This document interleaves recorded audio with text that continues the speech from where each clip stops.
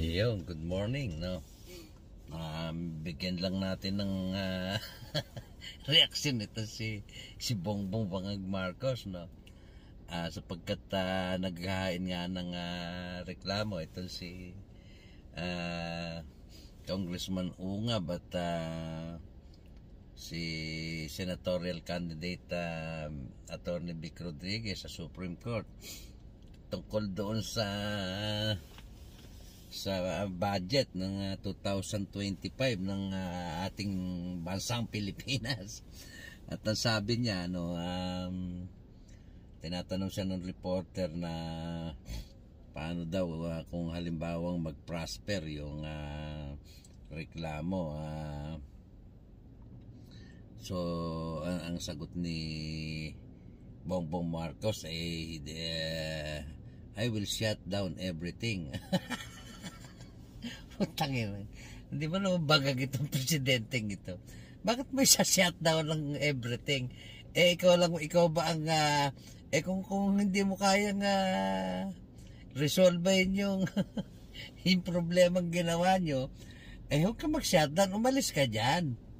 Ganun lang naman kasimple yan, Mr. Bongbong Marcos. Bakit naman ano naman ang kasalanan ng mga Pilipino sa mga pagnanakaw ng mga diyan ng mga politiko at dahil nabuking inyong ang kanilang mga masasamang tangkain at nagawain diyan sa ating kaban ng bayan ay sa halip na sumagot ka ng maayos ang sinagot mo I will shut down everything. That's mother. Utay ng buhay yung buhay na saka makakita ng presidenteng ganito. Kung hindi mo na kaya, parang driver lang yan na Bongbong Marcos, no? Bus driver ka, kung kino-question ng kumpanya nyo at halimbawa, kasi yung mga bus driver, mga may inspector yan no? May mga inspector yan na sumasampa, yung mga bus sa Pilipinas. Nakitaan ka ng violation ng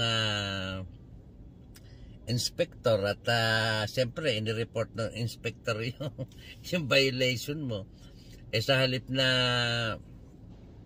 ayusin mo yung problema, gusto mong ihinto yung bus na minamaneho mo at yung mga sakay mo ay parang gusto mong sisihin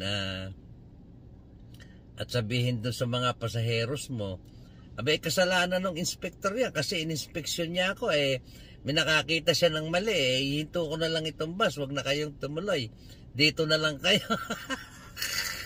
Ganong kabangag itong presidenteng ito, anak lang kamoting kahoy. Kung hindi mo na kaya, malis ka na dyan, di ka naman namin pinipilit na manatili dyan. Actually matagal na nga gusto ng Pilipino na umalis ka dyan no? Dito makikita mo kasi kung gaano kahina itong si Bongbong Marcos at hindi ko maintindihan kung bakit hindi ko alam kung napapalusutan ka ba o kasabwat ka ba rito o sino ba yung kasi yung budget na yan, sa totoo lang, hindi naman mangyayari yung blanco-blanco na yan nang walang nag-utos. Nang walang may nag-utos dyan kay kasi ang nakakapag-utos lang ng sa mga kongresista, of course, yung speaker. Alam naman nilang bawal yan at hindi yan talaga pwede. Pero ipinilit nila sa pag-aakala nila na wala namang hindi naman makikita at walang magrereklamo, no? Ako ang tingin ko diyan may yan sa buhatan yan Merong makapangyarihan diyan sa administrasyon natin. Hindi natin alam kung sino yung mas makapangyarihan pa sa presidente, no? Kasi presidente naman, sabi nga natin tatanga-tanga.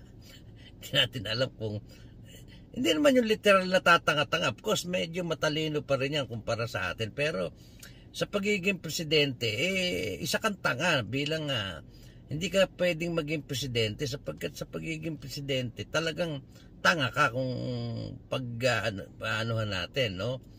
At isipin mo, isa-shutdown mo ang gobyerno. May gagago ka ba? Gumagawa kayo ng kalokohan tapos ang papahirapan nyo ang mga Pilipino. Dalawang bagay kasi yan, binablockmail niya yung proseso, no, sapagkat ang sinasabi niya rito, kapag kaya na inano nyo, hihinto ang takbo na. Paano hihinto? Siyempre meron naman tayong reenacted budget ba tawag doon? O reenactment ako na reenactment. Reenacted budget. Ang problema kasi, kaya ayaw nila nun, kasi itong budget ng 2025, nandun lahat yung nanakawin ng mga magnanakaw dyan sa gobyerno. Yun ang totoo nun.